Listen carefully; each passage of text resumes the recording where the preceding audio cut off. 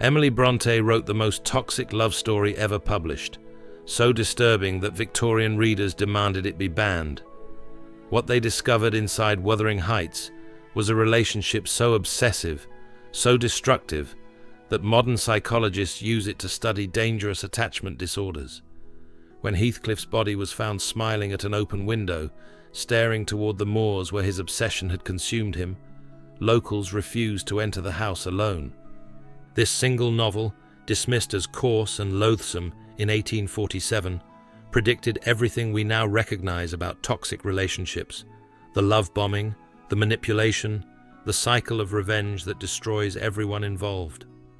Written by the most mysterious of the Bronte sisters, it's a psychological thriller disguised as a romance, and it still makes people uncomfortable today because it shows us truths about obsessive love that we'd rather not acknowledge. The woman who created this disturbing masterpiece was as isolated as her characters. Emily Jane Bronte lived most of her 30 years in near-complete isolation at Haworth Parsonage, a remote stone house perched on the Yorkshire moors. While her sisters Charlotte and Anne sought careers as governesses, Emily rarely left home, finding solace only in the wild landscape that surrounded her childhood. She would walk for hours across the heather-covered hills, through storms and sunshine, absorbing the untamed beauty that would later pulse through every page of her novel. The parsonage itself was like something from a horror movie. Wind howled across the moors and rattled the windows at night, while the nearby graveyard reminded the family daily of death's presence.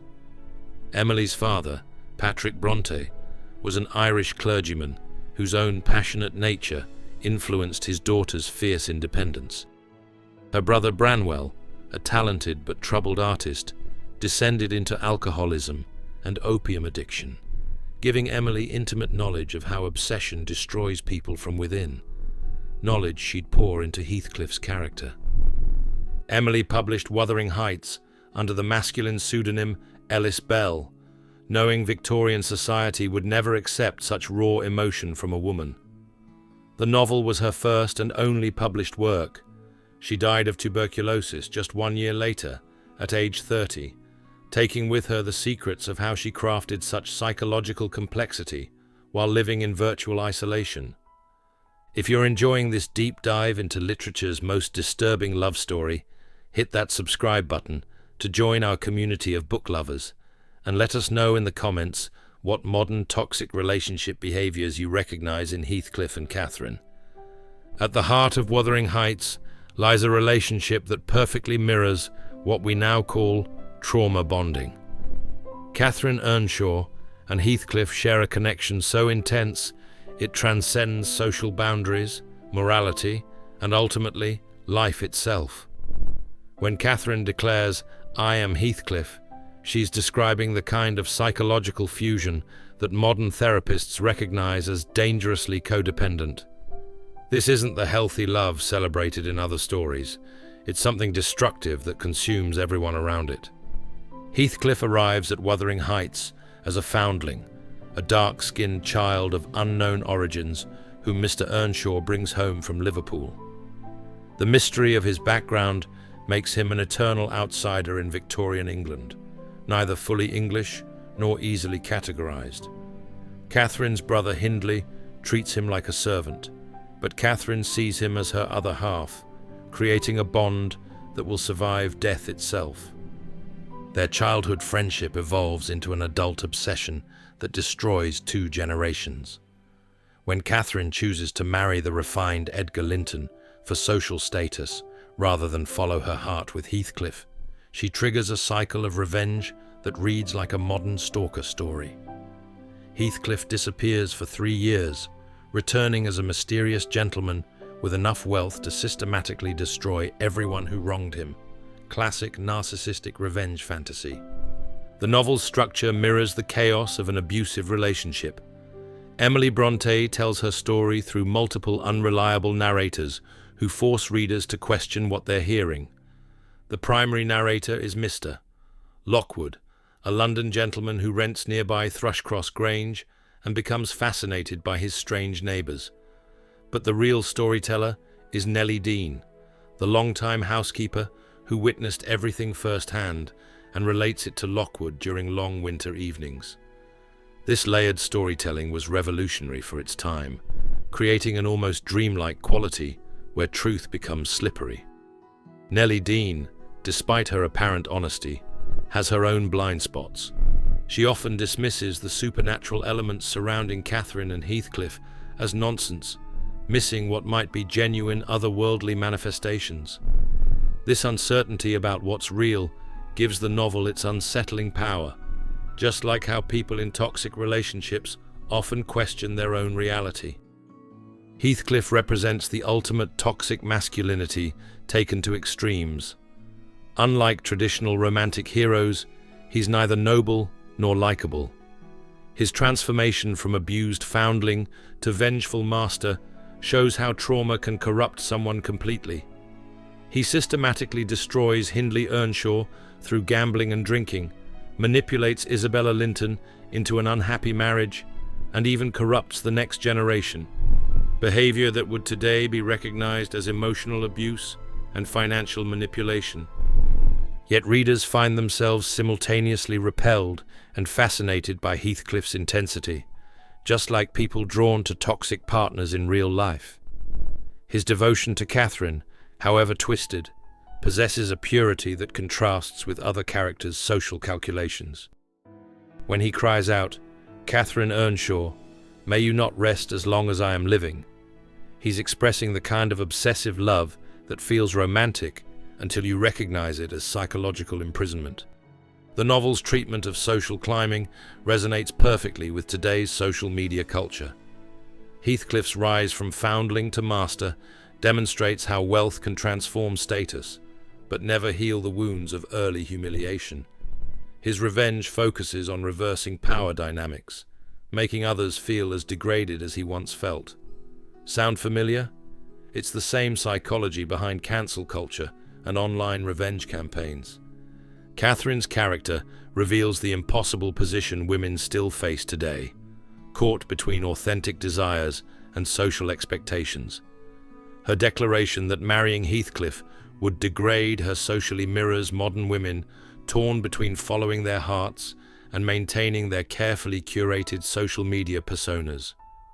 Her spiritual torment and early death represent the cost of denying your authentic self for social acceptance, a struggle every generation faces.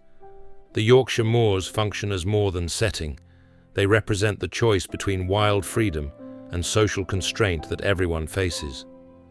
Emily Bronte uses the landscape to reflect emotional states. Storms mirror internal turmoil. Calm weather suggests temporary peace. The moors represent authentic feeling, while the houses, Wuthering Heights and Thrushcross Grange, represent different approaches to social control. Emily's personal relationship with this landscape infuses every description with authentic detail. She knew intimately how moor grass moved in wind, how heather bloomed across the hills, how sudden storms could transform everything within minutes.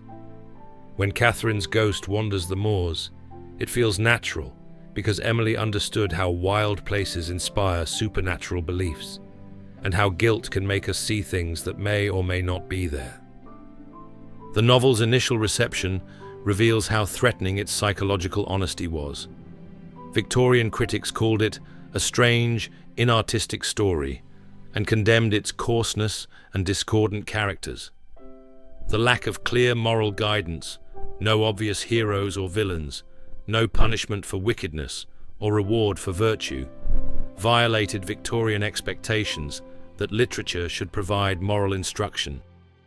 Share this video with anyone who's ever been fascinated by toxic relationship dynamics, and don't forget to hit that like button if you recognize how Emily Bronte predicted modern psychology from her isolated Yorkshire home. This moral complexity makes Wuthering Heights enduringly relevant. Emily Bronte understood that human nature contains contradictions that can't be neatly resolved. Catherine and Heathcliff aren't purely victims or villains. They're complex individuals whose choices create suffering while revealing profound truths about love, loyalty, and the human condition. The supernatural elements work because they emerge from psychological truth. When Heathcliff speaks to Catherine's grave or claims to sense her presence, readers accept these moments because his obsession has been so thoroughly established.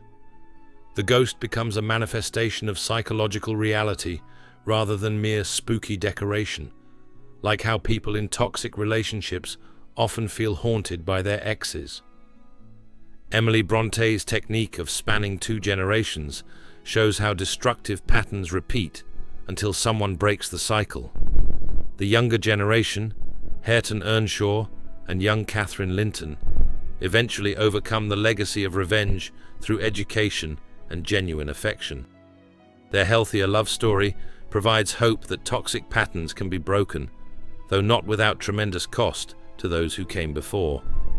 The novel's influence on subsequent literature anticipated psychological realism by decades, exploring how childhood trauma shapes adult behavior in ways that wouldn't be fully understood until modern psychology developed.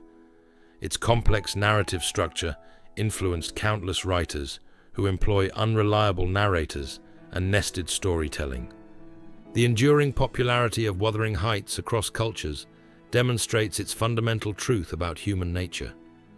The Catherine Heathcliff story has been adapted countless times because their impossible love speaks to something universal: the tension between desire and social reality, between authentic feeling and acceptable behavior. Emily Bronte's single novel proves that isolation need not limit imagination. From her remote Yorkshire parsonage, she created characters whose psychological complexity rivals any in literature, and a relationship dynamic that continues to play out in modern dating apps and social media more than 175 years later. Thanks for joining me on this journey through literature's most disturbing love story. If you're passionate about exploring the dark psychology behind classic literature, subscribe to our channel for more deep dives into the books that predicted modern human behavior. What other toxic relationships from literature would you like us to analyze next? Emily Bronte died at 30, never knowing she'd written the blueprint for every toxic relationship that followed. The next time someone tells you they can't live without you, remember Heathcliff and Catherine and ask yourself, is this love or is this madness?